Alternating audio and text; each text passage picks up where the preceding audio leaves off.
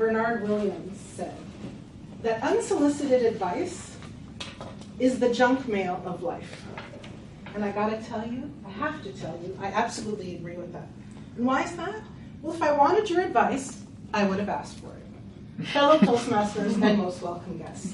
Tonight I'm gonna give you 3 stories, and sadly they are all true.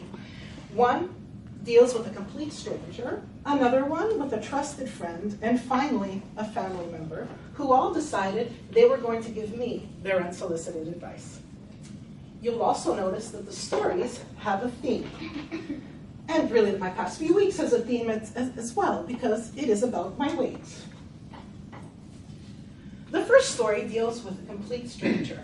3 or 4 years back, I was heavily into spinning. For those of you who don't know what spinning is, it's choreographed moves on a stationary bike, and it's a lot of fun. And I used to do an advanced class 3 or 4 times a week. So when I heard that there was a fundraiser where you had to do spinning for 3 hours, I thought, well, this is perfect.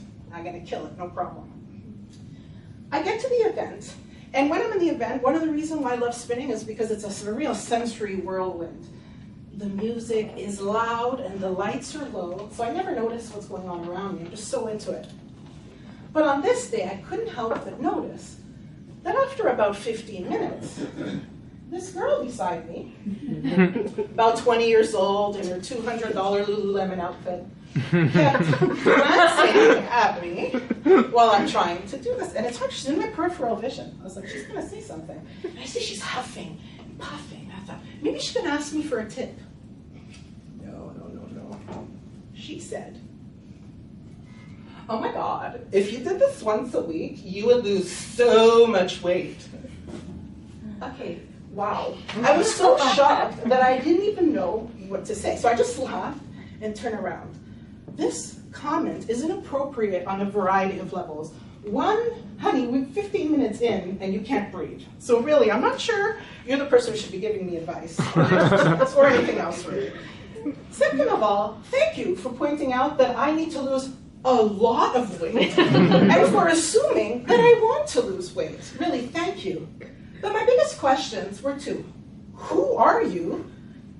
And who asked you? I don't know where total strangers get off giving people unsolicited advice, but it's not enjoyable on the receiving end. What is even less enjoyable is when a friend does it. It kind of blindsides you. You know when you have a good friend and you have those moments where you're really enjoying each other's company, you don't really have to say much. Well, I was with such friend, and we're on the couch, and he's lying this way, and I'm lying this way, and we're having casual conversation. And we had a moment of silence, which we often have. I'm gonna need a visual aid for this.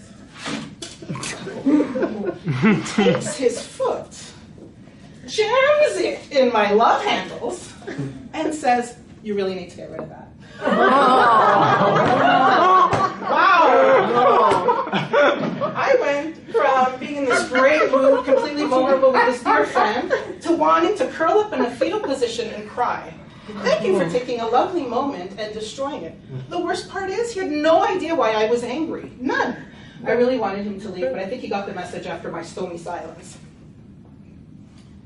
The third example is from my mother. You have to know my mother is one of the people I love most in the world.